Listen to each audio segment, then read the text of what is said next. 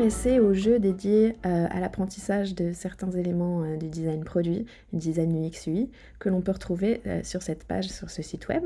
Donc il y a 3 jeux qui sont à disposition, 2 qui sont déjà disponibles et un qui va bientôt arriver. Donc il y a un jeu qui est une enquête sur les dark patterns, un autre jeu qui est plutôt une immersion en laboratoire sur la psychologie qui se cache derrière les notifications, et puis le troisième qui arrivera prochainement autour de l'onboarding des utilisateurs sur une plateforme, sur un site web. Donc on peut, avant même de commencer le jeu, avoir accès aux objectifs d'apprentissage, mais ils nous sont rappelés aussi lorsqu'on commence un jeu. Donc ici, on va se concentrer sur l'enquête sur les dark patterns, et on nous explique que les objectifs de ce jeu, c'est d'abord donc de repérer les dark patterns, et donc ces éléments qui sont manipulatifs sur un site web, de décoder les éléments de psychologie qui se cachent derrière et comment ils sont exploités en design, et puis, in fine, de reprendre le contrôle sur ce qu'on peut faire en ligne, tant en tant que designer qu'en tant qu'utilisateur. Ensuite, si on commence donc cette enquête, on nous explique comment ça va se dérouler. Donc, en fait, il y aura plusieurs étapes, et à chaque fois, il va y avoir d'abord un scénario qui nous est exposé, qui se base sur un cas réel, qui n'est pas forcément un vrai exemple d'interface, mais qui plonge en tout cas l'utilisateur, le joueur ici, dans un cas concret. Ensuite, il y a une tâche qui est donnée que l'utilisateur, le joueur, doit réaliser à chaque fois, à travers donc l'utilisation d'un scénario et d'un outil interactif qu'on peut explorer, on peut cliquer pour voir ce qui se passe. Et puis, en fonction de ce qu'on réussit à faire ou de ce qu'on ne réussit pas à faire, on va avoir la solution qui nous est expliquée avec cette fois-ci une approche un peu plus pédagogique de qu'est-ce qui se cache derrière l'action qu'on a pu faire précédemment. Donc, on va voir ça tout de suite avec la première étape de ce jeu.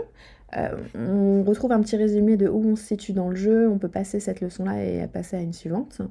Et donc là, le premier scénario dans lequel on est plongé, c'est qu'on a décidé d'annuler notre abonnement premium à un service en ligne. Et du coup, c'est un peu caché. Notre tâche, c'est d'essayer de trouver l'option qui va nous permettre d'annuler cette souscription premium. Et donc, il faut faire attention à l'interface, comment elle est présentée, et trouver cette option. Donc là, on arrive sur les éléments d'interface pédagogiques qu'on va pouvoir, au travers desquels on va pouvoir naviguer pour trouver cette option-là et réussir cette tâche.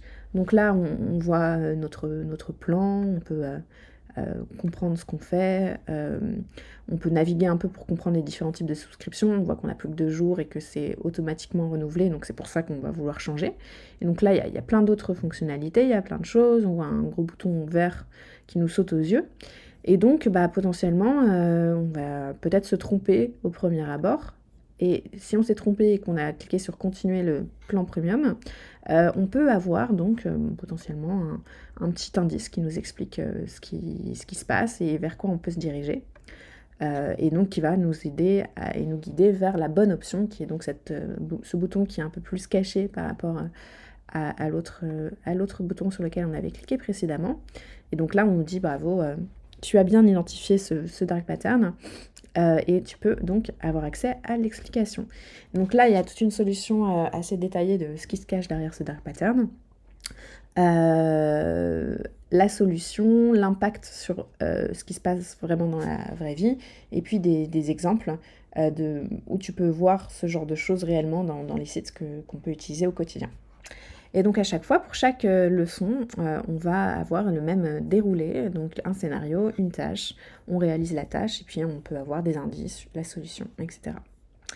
Et donc les autres jeux se présentent d'une manière similaire, même si l'approche est un peu différente, puisque là on est sur une enquête, là on est sur un laboratoire, où on va plus être amené à explorer. Et donc, même s'il y a sûrement des choses à redire d'un point de vue architecture de l'information, lisibilité du texte, etc., il y a plein de choses intéressantes sur la façon dont c'est gamifié, et c'est un bon outil pour apprendre à se plonger dans ces éléments de design-là. Donc on espère que ça vous plaira.